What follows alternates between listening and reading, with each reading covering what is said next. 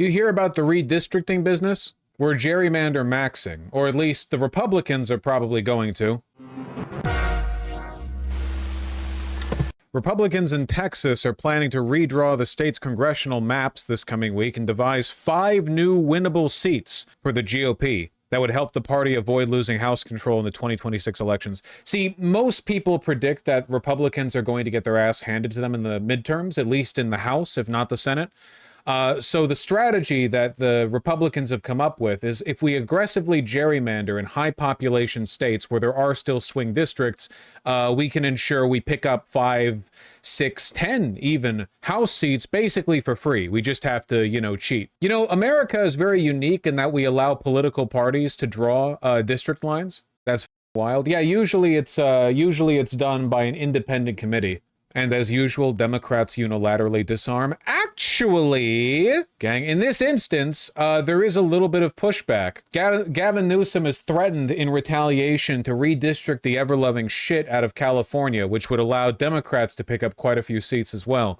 Now, will he actually do it?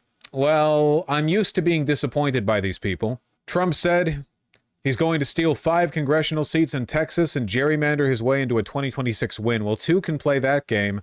Special sessions, special elections, ballot initiatives, new laws. It's all on the table when democracy is on the line. I think there should be a national framework for independent redistricting, period, full stop. I mean, gerrymandering, and let's be fair, we've seen this weaponized by both parties for decades. But these guys, this is a whole nother level of weaponization coming from the right. And what Trump did today is the ultimate tell. They feel they're on the ropes. They feel they're behind. They feel they're vulnerable with the big, beautiful bill. They feel like the momentum is shifting away from them, and it's Speaker Jeffries, it's not Speaker Johnson. So on that basis, they got to rig the game. Oh, wow. Terrifying. Speaker Jeffries. Got to change the game because you can't win by the existing rules.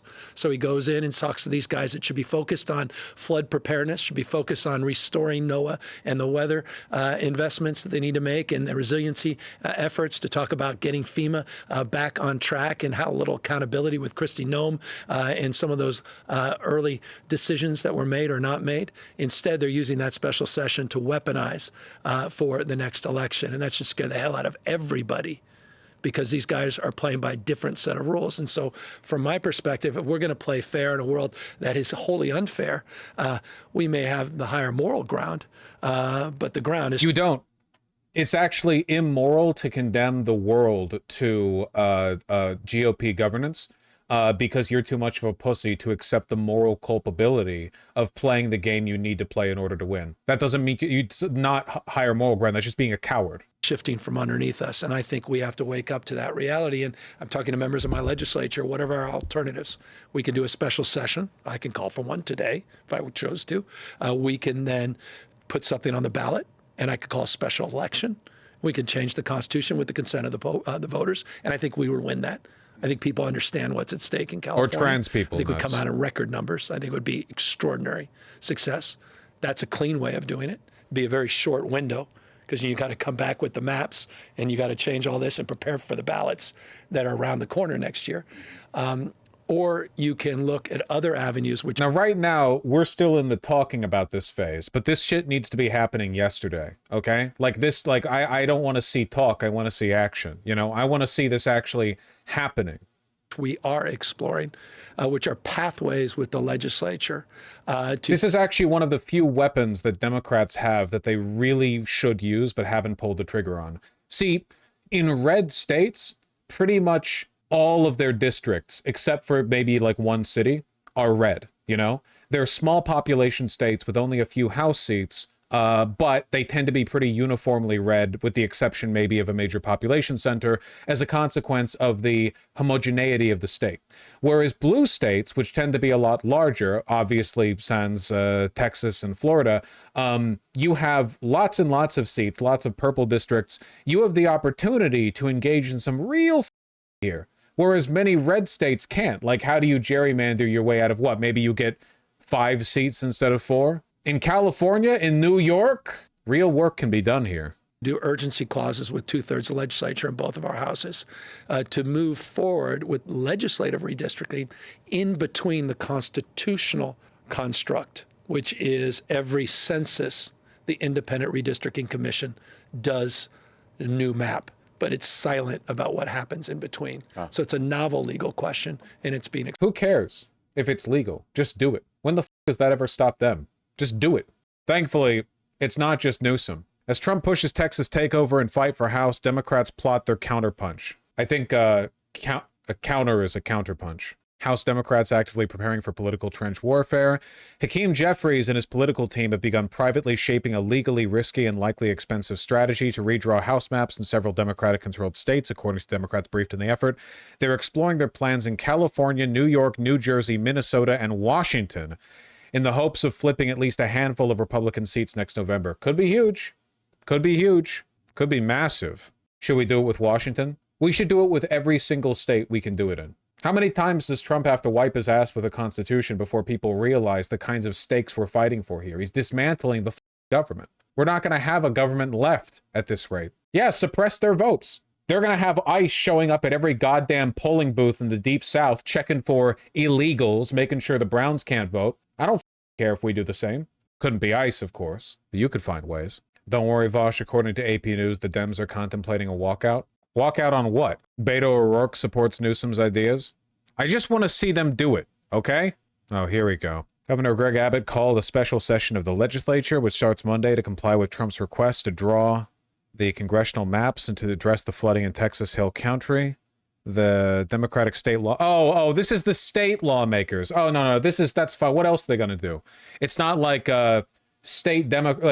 Democratic state reps in Texas are going to be able to do much otherwise. The walkout, we're talking national here. No. Irrelevant. I want to see the entire goddamn country gerrymandered. I want one Republican House member and everyone just picks on him. Gives him swirlies. And when asked about the push to redraw New Jersey's boundaries, Jeffries said it is, quote, incumbent upon all of us to take a close look at how do we ensure the congressional map writ large is as fair as possible in advance of the midterm election. This would be incredibly based and red-pilled of Hakeem Jeffries if we assume he's lying here. And when he says as fair as possible, what he means is wink, wink, nudge, nudge, as Democrat as possible. And unfortunately, I just don't think he has that kind of aura. The Democratic leader and his members have also been in close contact with the California governor, who says he's moving ahead with an expedited push to redraw his state's congressional maps before next November, according to two people involved with the discussions. Behind the scenes, the focus has been on how California can overcome its own law that hands over map drawing power to a nonpartisan redistricting committee. Pussies. It's a hurdle Democrats face in some blue states across the country. Governors and legislators have awarded power to independent commissions to limit partisan gerrymandering. I hate Democrats so much. Dude. In red states, the Republican legislator maintains control over districting. And in the blue states, they're like, no. We're going to play nice. There's no federal law saying we need to do this. We're going to choose to cede that power to an independent committee. Oh, my God. Might be worth seeing this, I don't know. I already have it in the tabs, but also describe your goddamn links. In fairness, a lot of it was by ballot initiative. Then they should have run against it. Thanks so much for being here. Really appreciate it. So the Texas legislature, run by Republicans, their special session begins tomorrow. Democrats say they're going to use whatever means necessary they can to block this redistricting effort. But Democrats are in the minority, as you know. Realistically, what are the Democratic options to block this? First, just in case folks don't know what redistricting is, that's the process by which members of Congress choose their own voters. Typically, that happens after the passage of the decade, the new census. It is very rare to happen in the middle of the decade. Why are they doing this? Donald Trump's policies, whether it's the big, beautiful bill that's going to take nearly 2 million Texans off of Medicaid or transfer nearly $1 trillion of wealth to the richest 1% at the expense of working families. His policies are deeply unpopular. He doesn't want to face accountability from the voters, and he's worried about keeping his very slim majority in Congress. So he's trying to pick up 5 seats through this redistricting. In California, it was a ballot proposition from the voters that handed the power over. It was opposed by major Dems, and the push to pass it was bankrolled by billionaires. No kidding. Okay. Yeah, Governor Schwarzenegger's California Dream Team, 2.4 million. Charles Munger Jr., son of billionaire Charles Munger, 1 million. Michael Bloomberg, Howard Lester of Williams-Sonoma. Yeah, no kidding. Fantastic stuff. Process in Texas. Now, to your question about how we fight back, there are a number of things that we can do. One, the Democratic state legislators can deny their Republican colleagues a quorum to be able to move forward on this. We've seen this before with legislators leaving the state and that sort of thing. Absolutely. And I think they at least have to try this. And all of us, wherever you live, have to get behind them, because if we fail to support them right now, it's not just going to hurt the people of Texas, it's going to hurt people all over this country. But there's more that we can do. Governor Gavin Newsom in California has talked about a redistricting in his state. I think it's time that we match fire with fire. I think Democrats in the past too often have been more concerned with being right than being in power. And we've seen so you support based rhetoric, but being in power is right. Again, like the moral high ground framing is incorrect, because it implies that there's any moral rightness in allowing, through your own weakness and abstemiousness, the opposition to win. You know, when your enemy is evil, winning is right. You only care about being in power regardless of what is right. So you support the Newsom effort, because California right now has an independent commission that does districts in as fair a way as possible, in nonpartisan way as possible. And you're saying Democrats should, even though you don't approve of it, Democrats should do it too. We have to get serious. We have to be absolutely ruthless about getting back in power. So yes, in California, in Illinois, in New York, wherever we have the trifecta of power, we have to use that to its absolute extent. And then the last thing, this may end up biting Republicans in the ass. You have the possibility that they will disperse Republican voters to make up these 3 or 4 or 5 new congressional districts and put those districts in play. So in Texas, we've got to get out there and register and meet the voters who are going to decide the outcomes in these next elections, if they're successful with this redistricting. Our group, Powered by People, is doing this right now on the ground. We can't wait for 2026. We got to do the work right now in 2025. So House Democrats are exploring. Look, I agree with everything that he's saying here. Maybe this is a rare opportunity where Democrats have the ability to orofarm a bit on a subject they feel more comfortable with. They're not good at rhetoric. They're not good at fighting fascism. Maybe this is like a place for them to shine, because this is more like fiddly bureaucracy bullshit. It's a legal challenge across several states to allow for like the quick implementation of new redistricting maps, right? It's a little, it's very important, you know. Maybe this is their ball game. This in other blue states, New York, New Jersey, Minnesota, Washington. It's already done quite a bit in Illinois. And there's some examples of it, of Democrats taking advantage of it. He's correct on that point. Texas is already so gerrymandered that the remaining Dem seats are super highly concentrated. Yeah, no, the what did they call it in that article? Dummymandering? Like Texas, in terms of the presidential vote, goes what? Like maybe 5 points difference? But their House seats skew wildly to the right because they're so aggressively gerrymandered.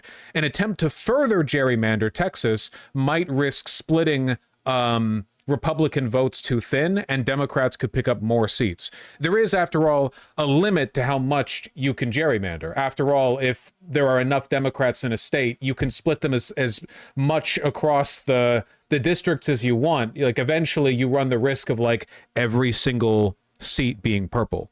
Eventually you run into the possibility of like maybe right now you have 4 safe Republicans and 2 safe Democrats. But if you try to gerrymander it further, you might end up having like 2 safe Republicans and, I don't know, 4 like purple seats that could go either way, that Democrats could potentially win 3 or more of. You break the whole thing.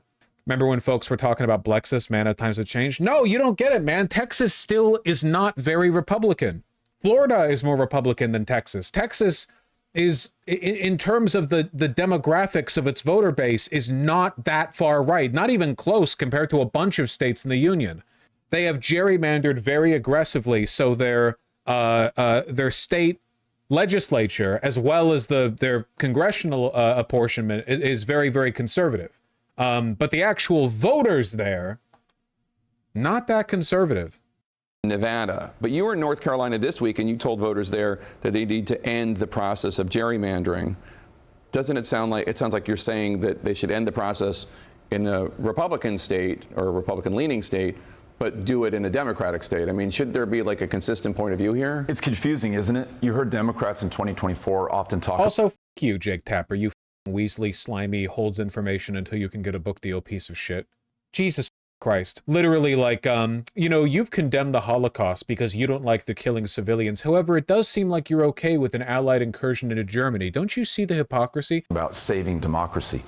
People in America didn't understand what they were talking about because we really don't live in a democracy right now. When one person can spend nearly $300 million to elect their preferred candidate for president, that is not a democracy. When members of Congress can choose their own voters, that is not a democracy. When Texas makes it nearly impossible for millions to cast a ballot, that is not a democracy. So the first order of business is winning political power.